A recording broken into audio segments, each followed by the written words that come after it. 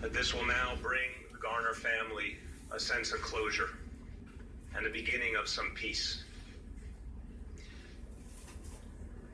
But full justice means that there can never be another tragedy like the one that befell Eric Garner. Full justice is when we never have another death. That is all of our responsibility, and it requires us to change everything. For the last 5 years, our mission has been to fundamentally change the nature of policing in New York City. After the death of Eric Garner, everything was reevaluated.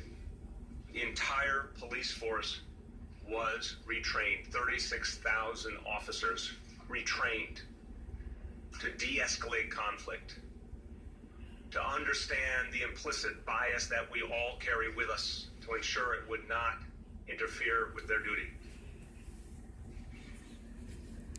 The approach to the community is entirely different today. And we have to weed out the distance and the separation that was the norm of the past. And through neighborhood policing, actually create a dynamic where our officers and community members got to know each other as human beings, where people felt they were on the same side working toward a common goal. And we had to change the approach on the ground. Last year, there were 150,000 fewer arrests than 5 years earlier because there were too many times when people were being arrested unnecessarily and too many conflicts that came from it. And this NYPD proved that fewer and fewer people could be arrested and the city could become safer. Safety and fairness must walk hand in hand. And I hoped that today begins the process of restoring some faith and helping people believe that there actually is accountability and fairness. We have a lot more work to do. We'll be at this a long time, but we all have a sense of common mission. There can never be another tragedy like this. This city, this nation should never be put through this agony. We should never lose another innocent man or woman. We should never have people's faith undermined. It's in our power to do something better and to do something different. That is the course we set 5 years ago, and that's the course we will stay on. A few words in Spanish. Hoy, finalmente, vimos un paso hacia la aplicación de justicia.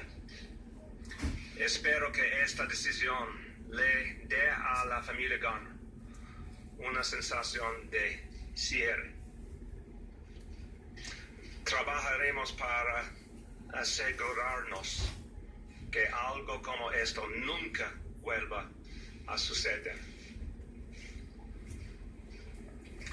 I'm going to take a few questions now, but I want to say up front, and I want to remind everyone, this is an ongoing legal matter. So there's very little I can add to my statement, but I do want to take a few questions. Yes? Specifically, the Justice Department told New York City to hold on to name the name. We'll get you the history, multiple conversations. Personally, Brent, Judge Maldonado's recommendation, and do you agree that he should be fired? Again, what I'm talking about today is a fair and He don't want to process say his that position occurred. because he's a That's fucking all I cow. have to say. No, I've not.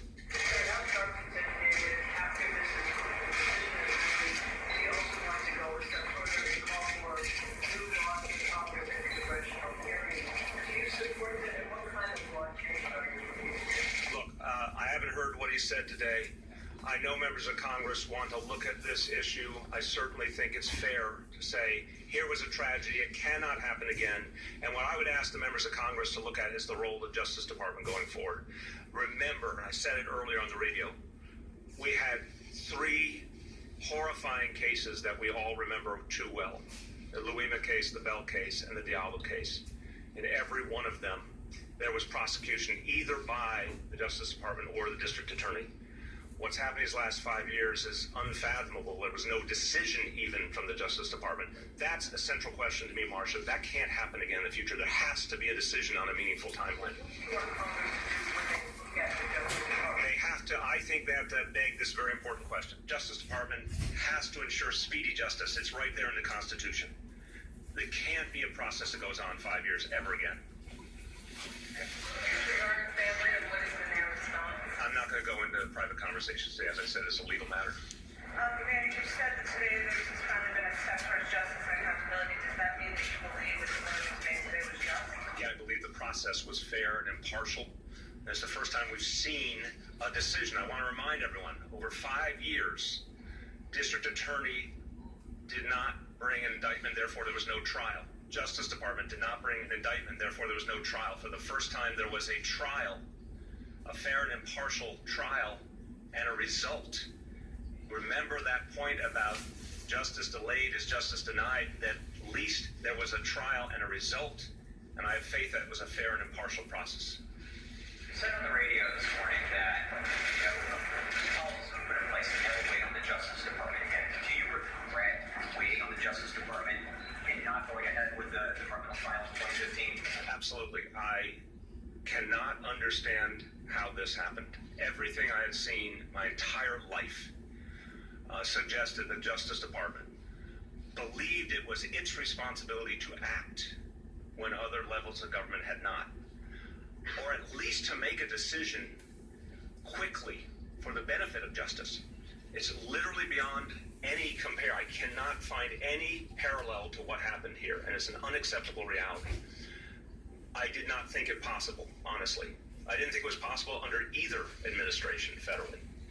But now that we've experienced it, we will never allow that to happen again. Gloria. Mayor, please, we understand our police commissioner is going to make a final comment, but have you spoken to him about the judge's recommendation? And why aren't you saying what your personal opinion is, now that we have this recommendation from the judge, what you personally believe should happen to this officer? I have not spoken to him, and that is because I respect this process. And I want everyone to understand this.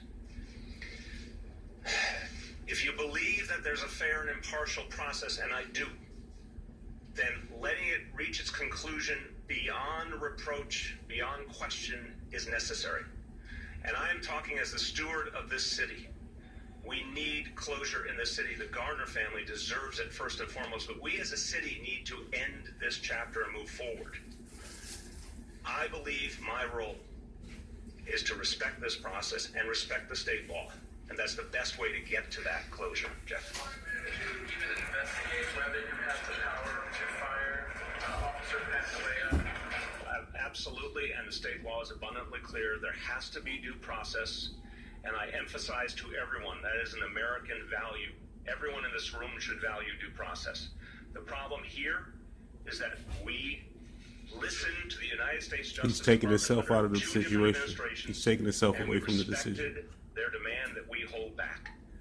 But once it was clear they were not acting, and we moved forward, we are governed by state law, and that's what the process has been. Due process, a trial, a decision by a judge, a final decision by the police commissioner. That's what you got to do when you're running for president. Mr. Carr recently died, and so did Erica Gardner about a year and a half ago.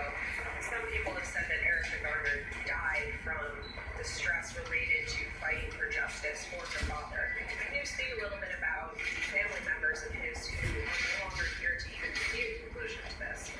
It's very painful that this family's been put through hell. And part of why I'm reminding all New Yorkers of these previous horrible situations is to make clear how wrong this was. It's bad enough that an innocent man died. He's removing himself from the situation, We all you saw see, it, we all right? felt it.